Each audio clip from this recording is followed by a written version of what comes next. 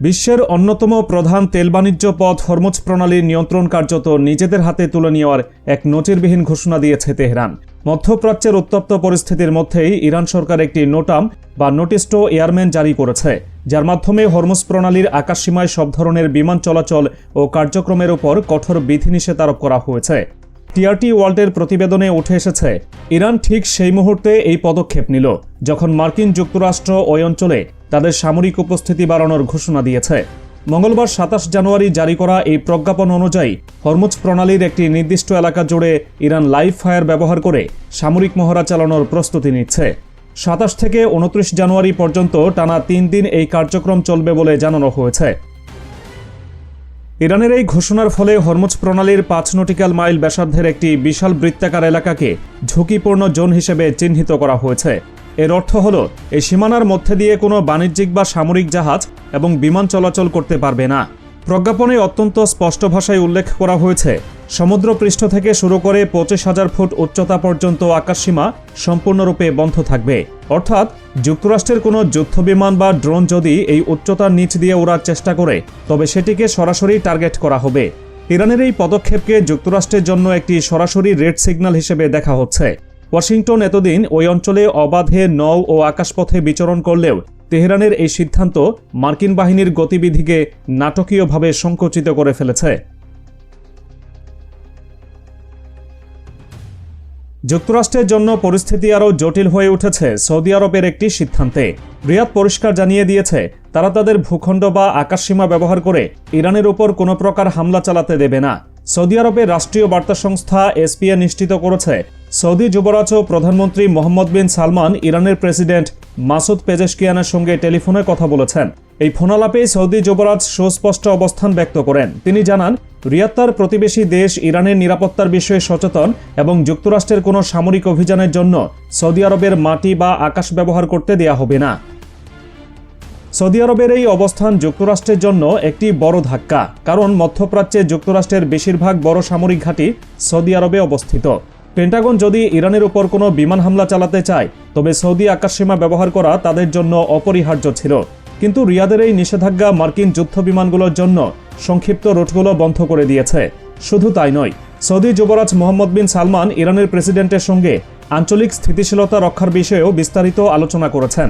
তিনি জোর দিয়ে বলেছেন, সৌদি আরব সবসময় সংলাপ ও কূটনৈতিক সমাধানের পক্ষে এবং যে কোনো সংঘাত এড়াতে তারা রাজনৈতিক পথকেই প্রাধান্য দেবে।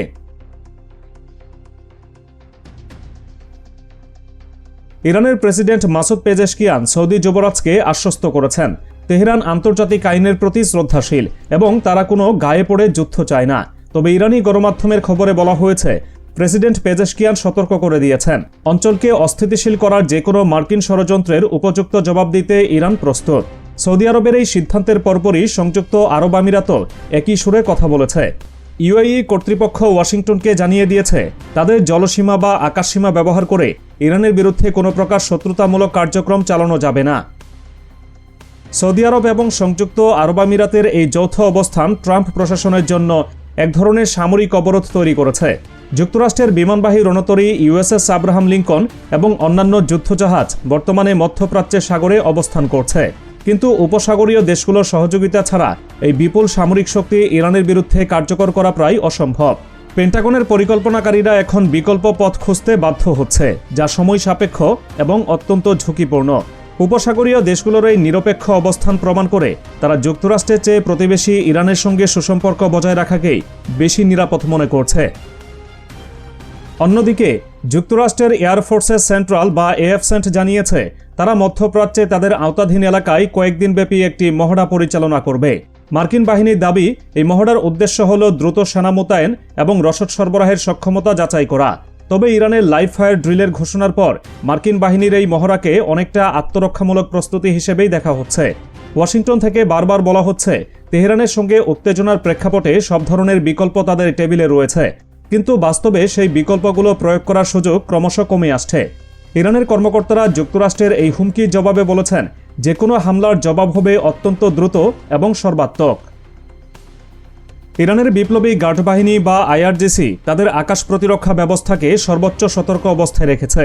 25,000 ফুট পর্যন্ত আকাশসীমা বন্ধ করার সিদ্ধান্তটি এটাই প্রমাণ করে ইরান তার আকাশসীমায় যুক্তরাষ্ট্রের কোনো স্টিলথ বিমান বা নজরদারি ড্রোন সহ্য করবে না। হরমুজ প্রণালী বিশ্বের জ্বালানি সরবরাহের প্রধান ধমনী। এখান দিয়ে বিশ্বের মোট তেলের 1/5 পরিবাহিত হয়। ইরান যদি এই প্রণালীতে সামরিক মহড়ার নামে দীর্ঘমেয়াদে অবরোধ আরোপ করে তবে তা বিশ্ব অর্থনীতিতে বড় ধরনের বিপর্যয় ডেকে আনবে। আর এই বিষয়টি মার্কিন প্রেসিডেন্ট ডোনাল্ড ট্রাম্পকে সবচেয়ে বেশি চাপে রেখেছে।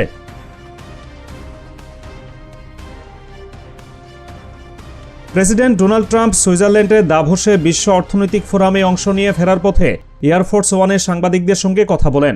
সেখানে তাকে বেশ বিচলিত দেখা গেছে। তিনি সাংবাদিকদের জানান, ইরানের উপর চাপ বজায় রাখতে যুক্তরাষ্ট্রের নৌবাহিনীর একটি বড় বহর মধ্যপ্রাচ্যের দিকে এগিয়ে যাচ্ছে। ট্রাম্প দাবি করেন, যুক্তরাষ্ট্রের অনেক যুদ্ধজাহাজ ইতোমধ্যেই ওই অঞ্চলে পৌঁছে গেছে এবং যে কোনো অনাকাঙ্ক্ষিত পরিস্থিতির জন্য তারা প্রস্তুত। তবে তিনি একই সঙ্গে জোর দিয়ে বলেন, যুক্তরাষ্ট্র নতুন করে কোনো সংঘাতে জড়াতে চায় না। ট্রাম্পের এই দ্বিমুখী বক্তব্য তার প্রশাসনের দ্বিধাদ্বন্দ্বকে প্রকাশ করে দিচ্ছে। রয়টার্সের এক প্রতিবেদনে 2 মার্কিন কর্মকর্তার উদ্ধৃতি দিয়ে বলা হয়েছে, একটি মার্কিন বিমানবাহী রণতরী এবং সংশ্লিষ্ট সামরিক সরঞ্জাম মধ্যপ্রাচ্যে পৌঁছালেও সেগুলোকে কার্যকরভাবে ব্যবহারের জন্য প্রয়োজনীয় লজিস্টিক সাপোর্ট বা ঘাঁটির অভাব রয়েছে। সৌদি আরব ও আমিরাতের অসহযোগিতার কারণে এই বিশাল নৌবহর এখন সাগরে ভাসমান লক্ষ্যবস্তুতে পরিণত হওয়ার শঙ্কায় রয়েছে। ইরানের হাতে থাকা বিপুল সংখ্যক অ্যান্টিশিপ মিসাইল এবং ড্রোন এই মার্কিন জাহাজগুলোর জন্য সরাসরি হুমকি। ট্রাম্প প্রশাসন বুঝতে পারছে, উপসাগরীয় দেশগুলোর সহায়তা ছাড়া এককভাবে ইরানের বিরুদ্ধে ব্যবস্থা নেওয়া হলে তা যুক্তরাষ্ট্রের জন্য ভিয়েতনাম বা আফগানিস্তানের চেয়েও ভয়াবহ পরিণতি বয়ে আনতে পারে।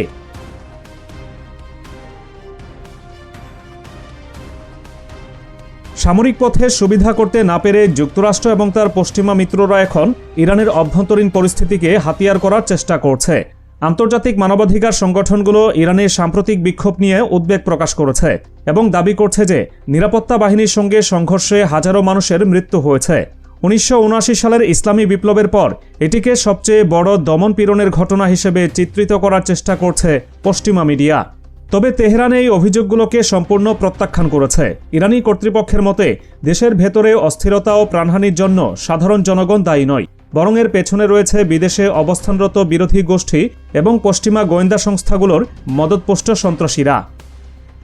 ইরান সরকার দাবি করেছে, সামরিক ও অর্থনৈতিক অবরোধে ব্যর্থ হয়ে যুক্তরাষ্ট্র এখন ইরানের ভেতরে দাঙ্গা ও বিশৃঙ্খলা সৃষ্টি করে সরকারকে দুর্বল করার পায়তারা করছে।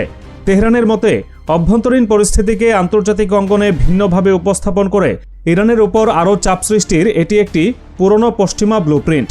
কিন্তু ইরানের নিরাপত্তা বাহিনী এই ষড়যন্ত্র নস্যাৎ করতে কঠোর অবস্থান নিয়েছে।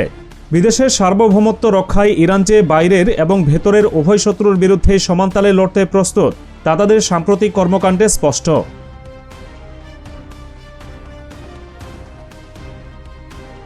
হরমুজ প্রণালীর বর্তমান পরিস্থিতি এবং উপসাগরীয় দেশগুলোর অবস্থান যুক্তরাষ্ট্রের জন্য এক নজিরবিহীন সংকটে জন্ম দিয়েছে।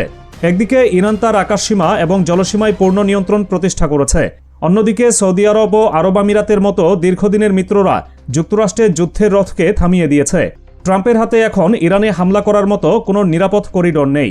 আকাশপথে হামলা করতে গেলে ইরানি এয়ার ডিফেন্সের মুখোমুখি হতে হবে, আর সমুদ্রপথে এগোতে গেলে হরমুজ প্রণালীর সরুপথে মার্কিন জাহাজগুলো ইরানি মিসাইলের সহজ লক্ষ্যবস্তুতে পরিণত হবে। প্রেসিডেন্ট ট্রাম্প এবং তার সামরিক উপদেষ্টারা এখন এক কঠিন বাস্তবতার মুখোমুখি। তারা সামরিক শক্তি প্রদর্শনের জন্য নৌবহর পাঠালেও সেই শক্তি প্রয়োগের বাস্তবিক কোনো ক্ষেত্র পাচ্ছেন না। ইরানের নোফ্লাই জোন এবং লাইভ ফায়ার ড্রিল কার্যত যুক্তরাষ্ট্রকে হাত পা বেঁধে সাগরে ফেলে দেওয়ার মতো পরিস্থিতি সৃষ্টি করেছে। মধ্যপ্রাচ্যের ভূরাজনীতিতে এই পরিবর্তন শুধু ইরানের শক্তিমত্তাই প্রকাশ করছে না, বরং এটি প্রমাণ করছে যে আঞ্চলিক পরাশক্তি হিসেবে ইরানের অবস্থানকে উপেক্ষা করা যুক্তরাষ্ট্রের পক্ষে আর সম্ভব নয়। ট্রাম্পের আমেরিকা ফার্স্ট নীতি মধ্যপ্রাচ্যের বালিতে এসে আটকে গেছে, যেখানে পালানোর বা হামলা করার কোনো পথই আর খোলা নেই।